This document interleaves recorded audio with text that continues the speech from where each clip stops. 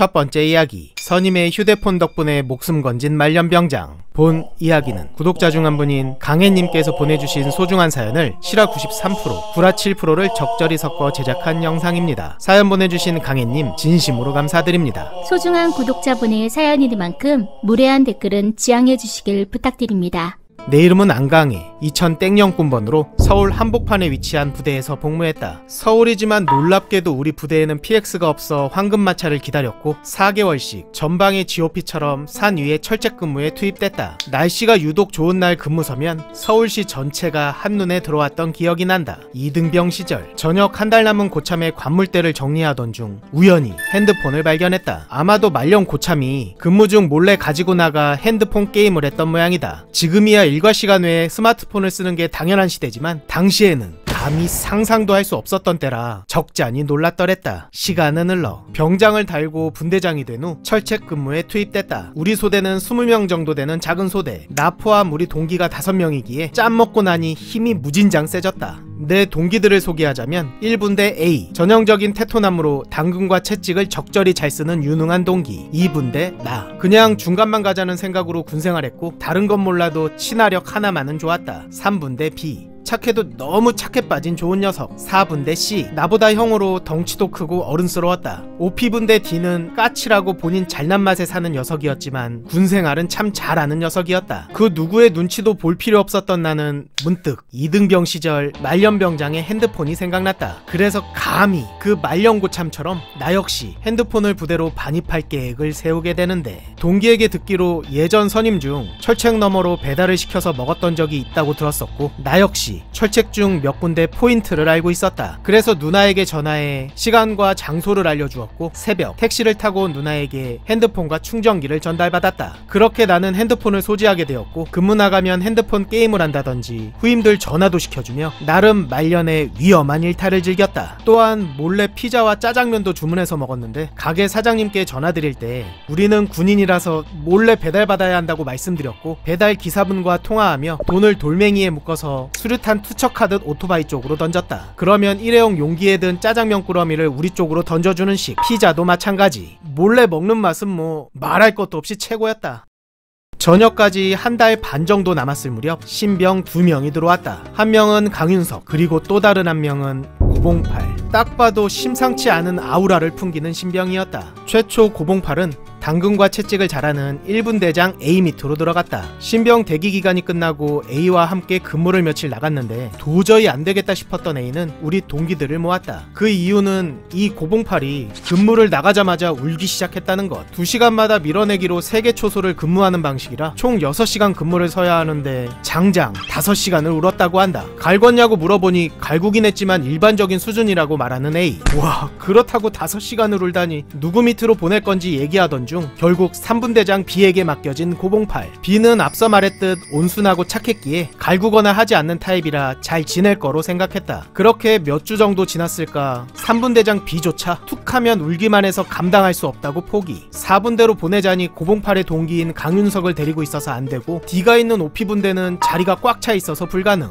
그러면 내가 데리고 있을게. 앞에서 말했듯 나는 친화력이 좋다. 그래서 고봉팔도 한번 잘 구슬려 봐야겠다고 생각했다. 말년휴가 하루 전 고봉팔 포함 3인 1조로 근무를 서는데 추우니까 한 명은 밖에서 근무를 섰고 2명은 초소 안에서 근무를 섰다. 그렇게 밀어주기 식으로 교대하며 마지막 3번째 초소에 도착할 때쯤 보슬보슬 비가 내렸다. 밖에서 후임이 근무를 서고 나와 고봉팔이 초소 안에 있는 포지션. 평소처럼 폰을 꺼내 게임을 하며 시간을 죽이고 있었는데 뒤에서 장전 소리가 들렸다. 돌아보니 고봉팔이 나를 향해 총을 겨누고 있는 게 아닌가. 속으로는 엄청나게 놀랐지만 아무렇지도 않은 척 무슨 짓이냐? 그러자 나를 쏘고 자기도 따라가겠다며 울부짖는 고봉팔. 공포탄 10발과 실탄 20발 탄창 따로 지급받는데 실탄이 든 탄창에는 봉인지가 있었기에 지금 결합한 탄창이 실탄이라는 것을 알 수 있었다. 아니 비오니까 총기에 물 안 들어가게 조심하라는 말 외에는 별말 안 했는데 야, 쏠 테면 쏴. 쏘라고. 내가 너한테 뭘 잘못했냐? 나한테 왜 이러는데? 어? 나름 쎄 보이려고 객기를 부리긴 했지만 이러다가 진짜 큰일 나겠다 싶었다.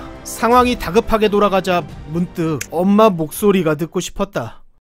야, 잠깐만 기다려. 갈 때 가더라도 엄마 목소리 좀 듣자. 당신은 10시 정도. 여보세요? 엄마, 예, 별일 없죠? 아니요, 뭐 무슨 일은. 그냥 생각나서요. 네, 내일 출발하고요. 전역하면 앞으로 열심히 살게요. 사랑해요, 엄마. 그때 어머니께서 내게 군대 가서 많이 늠름해졌다고, 고맙다고 하신 말씀이 지금도 똑똑히 기억난다. 그렇게 엄마랑 짧게 통화한 후 휴대폰을 고봉팔에게 내밀었다. 그러자 이걸 왜 자신에게 주냐는 고봉팔.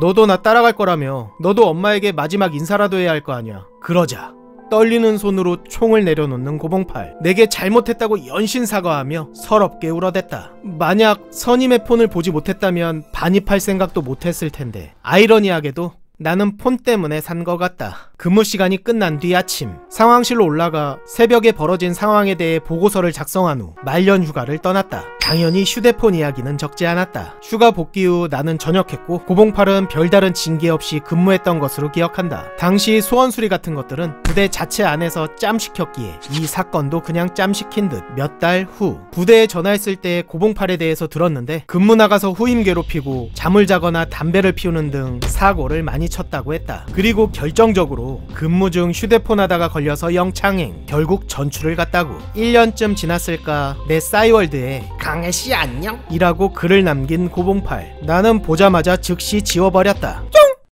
두 번째 이야기, 여러 명을 살린 상병. 본 이야기는 구독자 중 한 분인 락디어스님께서 보내주신 소중한 사연을 실화 90%, 구라 10%를 적절히 섞어 제작한 영상입니다. 사연 보내주신 락디어스님 진심으로 감사드립니다. 내 이름은 구독자. 2010땡년 군번으로 공군에서 복무했고 이 일은 내가 상병 무렵 벌어진 일이다. 당시 나는 불교 군종병이었고 법당 스님의 연락을 받고 불교 행사를 준비하기 위해 군내 법당으로 향했다. 당시 법당 앞에는 큰 연못이 있었는데 작은 아이가 연못 근처에 쭈그려 앉아 연못을 바라보고 있었다. 연못 안에 물고기를 보고 있는 듯. 그런데 좀 이상했다. 근처에는 유아용 자전거가 2대 있었는데 내 눈에 보이는 건 아이 1명뿐. 안 보이는 다른 아이는 법당 안에 있겠다 싶어 지나치려는데 아이가 연못 쪽에서 뭘 건지려는 듯 손을 뻗고 있었다. 그래서 뭔가 싶어서 아이 앞에 연못 쪽을 봤는데 앞불싸 아이 1명이 물에 빠져 허우적거리는 게 아닌가. 놀란 나는 진짜 뭘 생각할 틈도 없이 곧장 연못으로 다이빙. 연못 바닥은 완전 진흙이기 때문에 자칫 잘못 빠지면 나도 위험할 수 있다. 다행히 아이가 빠진 위치는 연못의 가장자리 부분이라 발이 진흙에 깊게 빠지지는 않았고 황급히 아이를 잡고 들어올렸다. 법당 카페에서 이를 본 보살님들이 달려오셔서 내 손에 있는 아이를 받아주셨고 다행히 아이는 무사히 구조되었다. 내 키가 180인데 연못 깊이가 내 가슴 윗부분까지 올 정도로 깊어서 정말 부처님께서 도와주신 거라는 생각이 들었다. 아이들 부모님은 부대 내에 사시던 장교였고 법당 옆에 있는 교회에 다니신다고 했다. 교회에 와서 아이들 밖에서 놀게 해줬는데 아이들이 법당에 와서 놀다가 사고가 발생한 것. 법당에 들른 간부님들은 다들 가슴을 쓸어내렸고 보살님과 스님들은 내게 큰일 했다며 칭찬해 주셨다. 갈아입을 옷이 없어서 법당에서 대기하던 중 소식을 들은 아이 부모님들께서 뛰어오셨고 내게 연신 고마움을 표하셨다. 복귀하니 이미 소문이 퍼져서 한동안 물어보는 선임들에게 시달렸다. 다음날 시설 대대장님께서 큰일 했다며 조기 전역하는 거 아니냐며 장난스럽게 말씀하셨는데 당연히 그런 일은 일어나지 않았다.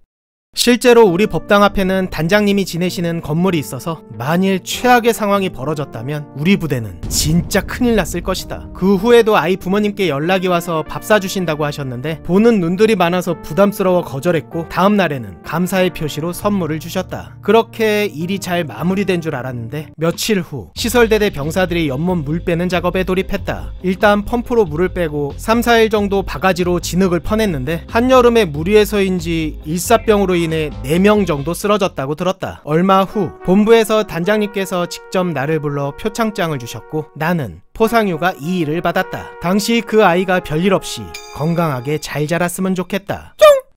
충성 하사 채송이 구독자 여러분께 드릴 말씀 있습니다. 여러분들의 소중한 군생활 이야기를 들려주십시오. 내가 겪은 재밌는, 무서운, 빵당한, 억울한, 역같은, 또라이 병사 등등 어떤 이야기라도 대환영입니다. 그러면 구라 적당히 잘 버무려 각색해서 열심히 제작할 겁니다. 설명란과 댓글에 이메일 주소가 있사오니 용기 내어 편안하게 적어서 보내주세요. 구독자 여러분들의 소중한 사연을 기다리고 있겠습니다. 감사합니다. 충성!